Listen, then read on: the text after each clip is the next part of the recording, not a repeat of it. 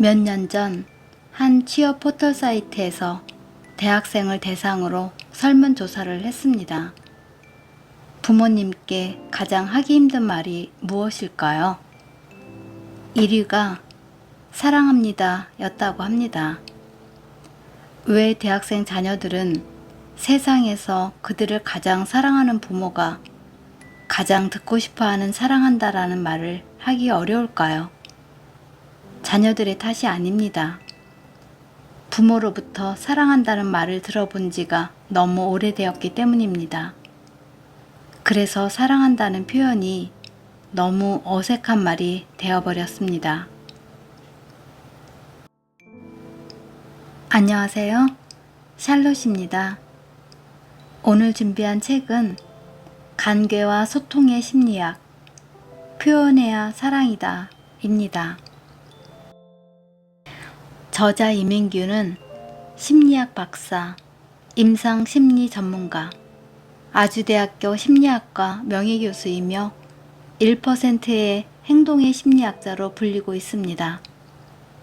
오늘 저는 이 책에서 자녀에게 물려줄 최고의 유산, 그리고 끌리는 부모는 1%가 다르다 두 가지 챕터를 들려드리겠습니다.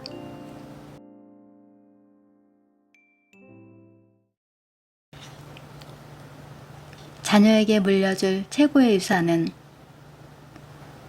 몇 년 전에 아버지가 돌아가셨습니다. 아버지가 살아계실 때 저는 한 달에 한 번 정도 시골에 내려갔습니다. 아버지를 모시고 온천에 가서 목욕도 시켜드리고 저녁도 사드리고 용돈도 드리곤 했습니다. 한 달에 한 번 정도지만 이런저런 일로 바쁜 저로서는 최선을 다했다고 생각했습니다. 그런데 이상하게도 매번 서울로 올라오는 길에는 바쁜데도 시간을 내서 효도를 했으니 참 뿌듯하구나, 이런 기분보다는 뭔지 모를 찜찜함이 남았습니다. 까닭 모를 죄책감도 들고요. 왜 그럴까? 나는 나름대로 최선을 다했는데 어느 날 가만히 생각해보니 답이 나왔습니다. 아버지는 온천에 모시고 가서 비누칠을 해드리고 몸을 씻겨드리면 정말 흐뭇해하셨습니다. 말씀은 안 하셔도 표정을 보면 느낄 수 있었습니다. 그런데 이유가 바로 거기에 있었습니다.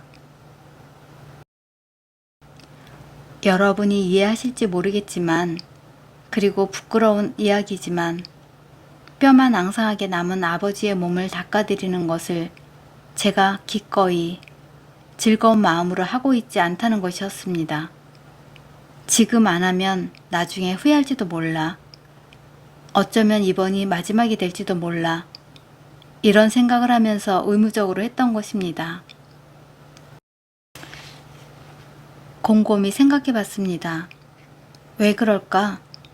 내 아버지의 몸인데 왜 기꺼이 손이 가지 않는 것일까? 이유가 있었습니다. 과거를 돌이켜보니 아버지와 제가 살을 맞댄 적이 별로 없었습니다. 아버지가 제 몸을 따뜻하게 어루만져준 기억이 별로 떠오르지 않았습니다. 무릎에 앉혀주신 적도, 목마를 태워주신 적도, 심지어 밥상머리에서 박장대소를 하며 밥을 먹어본 기억도 별로 떠오르지 않았습니다. 물론 제가 아주 어렸을 때는 안아주고 예뻐하셨겠죠. 당신 자식인데 왜 사랑스럽고 예쁘지 않았겠습니까? 그런데 제 기억에는 없었습니다. 그 대신 새벽같이 일어나 호롱불 밑에서 농사와 관련된 책을 읽고 계시는 모습, 하루 종일 힘들게 일하는 모습, 밤이 되면 고단해서 쓰러지듯 주무시는 모습, 어머니와 이런저런 일로 다투시던 모습, 그런 애잔한 기억들로 가득했습니다. 그때서야 깨달았습니다. 어린 시절에 따뜻한 접촉을 경험하지 못하면 나중에 어른이 되어서도 따뜻한 스킨십을 자연스럽게 할 수 없다는 사실을 말입니다. 제가 기꺼이 아버지의 몸을 씻겨드릴 수 없었던 것은 부드럽고 따뜻한 접촉, 그와 관련된 행복한 기억과 즐거운 추억이 거의 없기 때문이었습니다. 만약 내가 어릴 적에 아버지와 함께 물장구를 치고 아버지가 간지러움을 태우면서 내 몸을 씻겨주었더라면, 다 커서도 함께 목욕했던 기억이 많았다면, 아마도 저는 우리 아버지가 어린 시절 내게 이렇게 해주셨지 하고 행복했던 어린 시절을 회상하면서 아버지의 앙상한 몸을 거리낌 없이 자연스럽게 어루만지며 비누칠을 했을지 모릅니다. 아버지가 돌아가시고 입간할 때였습니다. 아버지를 떠나보내는 마지막 순간이었습니다. 6남매 중 저를 제외하고는 아무도 아버지 시신에 손을 대지 못했습니다.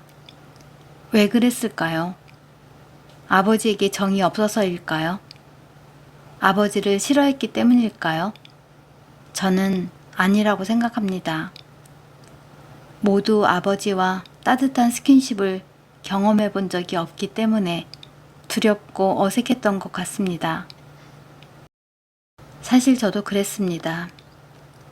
하지만 저는 만약 이 순간을 놓치면 영원히 아버지를 느낄 수 없어 지금 이 순간이 지나면 나중에 두고두고 후회할지 몰라, 이런 생각으로 먼 길 떠나시는 아버지를 마지막으로 쓰다듬었습니다. 그런데 왜 저는 그 사실을 이제야 깨달았을까요? 사실 저는 30여 년 전 처음 대학에서 심리학 강의를 할 때부터 해리 할로라는 심리학자의 원숭이 실험을 소개하면서 양육 과정에서 신체적 접촉이 얼마나 중요한지를 학생들에게 가르쳤습니다. 그러나 어미와 신체적 접촉 없이 자란 원숭이는 나중에 새끼를 낳아 키울 때도 새끼를 잘 만져주지 않는다는 사실이 나에게도 적용된다는 것을 오랫동안 깨닫지 못했던 것입니다. 말이 나온 김에 할로의 애착 실험을 간단히 소개해드리겠습니다. 인간을 포함한 동물의 새끼들은 왜 어미의 품을 찾는 것일까요? 1958년에 위스콘신 대학의 심리학과 교수 해리 할로가 논문을 발표하기 전까지만 해도 심리학자들은 어미가 배고픔에 대한 기본적인 욕구를 충족시켜주기 때문이라고 생각했습니다. 그런데 할로 교수는 동물의 새끼는 먹이보다 어미와의 신체적 접촉을 통해 위안을 얻기 때문이라고 생각하고 한 가지 실험을 실시했습니다. 원숭이 새끼들을 어미에게서 떼어내 철사로 만든 차가운 가짜 어미와 안에 전구를 넣어 헝겊으로 감싼 부드럽고 따뜻한 가짜 어미와 함께 키웠습니다. 두 가짜 어미는 모두 우유병을 매단 상태였습니다. 원숭이 새끼들은 두 가짜 어미 중에 어느 쪽을 더 좋아했을까요? 네, 부드럽고 따뜻한 헝겊 어미를 더 좋아했습니다. 심지어 우유병을 철사 어미한테만 매단 경우에도 새끼들은 우유를 마실 때를 빼고는 대부분의 시간을 헝겊 어미 곁에서 보냈습니다. 이 실험은 먹여주고 재워주는 것 못지않게 부드러운 신체적 접촉이 우리에게 얼마나 중요한지를 잘 보여줍니다. 철사 어미와만 함께 있어서 부드러운 접촉을 경험하지 못한 원숭이들은 나중에 또래 원숭이들과 어울리지 못하거나 공격적인 행동을 했습니다. 게다가 자기 몸을 물어뜯는 자해 행동을 하거나 짝짓기를 하는데 어려움을 겪었으며 새끼를 낳아도 잘 돌보지 않거나 학대하는 행동을 보이기도 했습니다. 이 실험 결과가 우리에게 주는 교훈은 무엇일까요? 첫째, 부모와 자녀의 관계에서는 먹여주고 키워주는 단순한 보상 이상의 따뜻한 접촉이 필요하다는 것입니다. 둘째, 부모와 따뜻한 접촉을 경험하지 못하면 나중에 어른이 되어서도 자식에게 따뜻한 접촉을 시도하지 못하고 여러 가지 심리적인 문제를 겪을 수 있다는 것입니다. 셋째, 접촉 결핍의 대물림을 반복하고 싶지 않다면 자녀와 따뜻한 접촉을 자주 해야 한다는 것입니다. 부드러운 접촉과 즐거운 기억을 남겨주자. 아버지와 함께 보낸 시간을 통해 저는 한 가지 중요한 사실을 깨달았습니다. 내가 우리 아이들에게 물려줘야 할 최고의 유산은 무엇일까? 평생 먹고 살 수 있는 재산? 풍요로운 삶을 살 수 있는 지혜? 근면성실한 생활태도? 모두 좋습니다.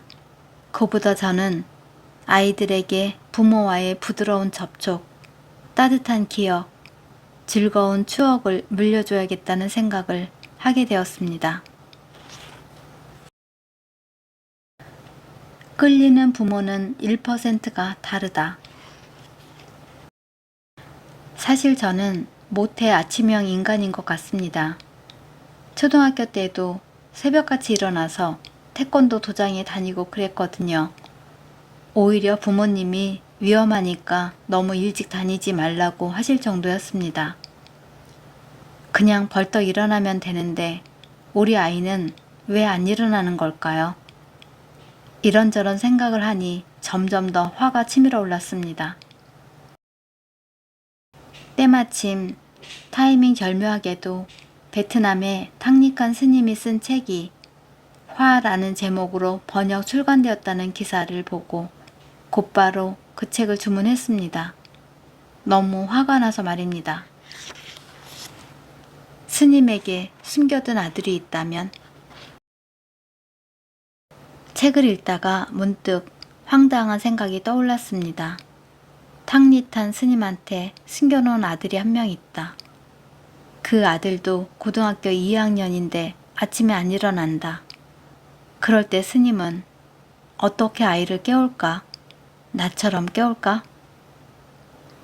아무래도 그렇지 않을 것 같았습니다. 내 방식과는 완전히 차원이 다른 방법으로 깨울 것 같았습니다. 그 순간 어쩌면 나한테 문제가 있을지도 모른다. 내가 그동안 써온 방법이 최선은 아니라는 생각이 들었습니다. 문제의 원인이 나한테 있다고 생각했으니 당연히 더 좋은 해결책을 찾아봤죠. 그래서 제가 마치 탕리탄 스님인 것처럼 생각해 보면서 그 스님이 쓸 법한 방법을 한번 써보기로 했습니다. 이런 것을 심리학에서는 as if 테크닉이라고 합니다. 다음날 아침 아이 방에 들어가서 침대 끝에 앉았습니다. 스님처럼 합장을 하고 제발 아이가 스스로 일어날 수 있도록 도와달라는 기도를 하고 난 다음 이불 속에서 아이의 발을 조심스럽게 끄집어냈습니다. 그리고 부드럽게 주무르기 시작했습니다. 누군가 자기 발을 정성껏 부드럽게 주무르고 있으니까 제 아이 슬며시 실눈을 뜨고 지켜봤겠죠. 아니, 아빠가 평소와는 다르게 저렇게 부처님처럼 평화로운 표정으로 내 발을 주무르고 있다니 유토피아가 따로 없구나. 정말 좋다. 더 푹 자버리자. 이랬을까요? 아니면 섬뜩한 느낌이 들었을까요? 제 아이는 후자였던 것 같습니다. 아빠 왜 그러세요? 우리 아들이 피곤할까봐. 됐어요. 그래도 계속 주물렀습니다. 됐다니까요. 그러면서 발을 빼기에 다시 발을 쭉 잡아당겨서 정성껏 주물렀죠. 아참 됐다니까. 마침내 일어났어요. 아, 이거구나. 다음 날에도 그렇게 아이 발을 끄집어내서 주물러주기 시작했어요. 아빠 왜 그러세요? 됐다니까. 아니, 우리 아들이 너무 피곤한 것 같아서 그러면서 계속 주물렀어요. 아, 됐다고요. 저는 일어나라는 말은 한마디도 하지 않았습니다. 5일 만에 아이는 백기를 들었습니다. 아빠, 이제 오지 마세요. 제가 알아서 일어날게요. 저는 그때 깨달았습니다. 문제의 원인을 내부에서 찾아야 해결책을 만들어낼 수 있다는 것을. 제 아이는 제가 출근 시간과 소득과의 관계를 논한 논문을 들먹거리거나 벤저민 프랭클린이 어쩌고 저쩌고 했을 때 얼마나 짜증이 났을까요? 앞에서 말했듯이 옳은 말이 반드시 효과가 있는 것은 아닙니다. 사실 제가 어렸을 때 부모님은 아침에 저를 깨운 적이 거의 없었습니다. 제가 스스로 일찍 일어났으니까요. 그리고 무슨 일이든 알아서 했기 때문에 자라면서 간섭을 받거나 혼난 적도 거의 없습니다. 대학에 다니고 대학원에 입학할 때도 그랬고 결혼을 할 때도 그랬고 제 일은 제가 알아서 처리했습니다. 그동안 저는 그것이 효도라고 생각했고 참 잘 살아왔다고 생각했습니다. 그런데 그 일이 있고 나서 그게 아닌 것 같다는 생각이 들었습니다. 사실 부모님은 돌아가실 때까지 저를 좀 어려워했습니다. 제 일은 제가 알아서 처리했기 때문입니다. 지금 생각해보니 자식이 무슨 일이든 다 알아서 하는 게 부모에게 꼭 효도하는 것은 아니라는 생각이 듭니다. 그런 점에서 저는 불효자인지도 모릅니다. 제 아들은 아침에 잘 안 일어났기 때문에 정성도 많이 쏟고 다리도 주물러주면서 자연스럽게 스킨십도 하게 되었습니다. 그래서 어떤 부자지간보다 친밀한 사이가 될 수 있었습니다. 만약 제 아들도 저처럼 알아서 아침에 일찍 일어났다면 저는 죽을 때까지 아들의 발을 주물러 줄 기회가 없었을지도 모릅니다. 그리고 지금처럼 아들하고 친밀하게 지내지도 못했겠죠. 또 이런 생각도 들었습니다. 늦게 일어나는 것이 꼭 나쁜 것만은 아니구나.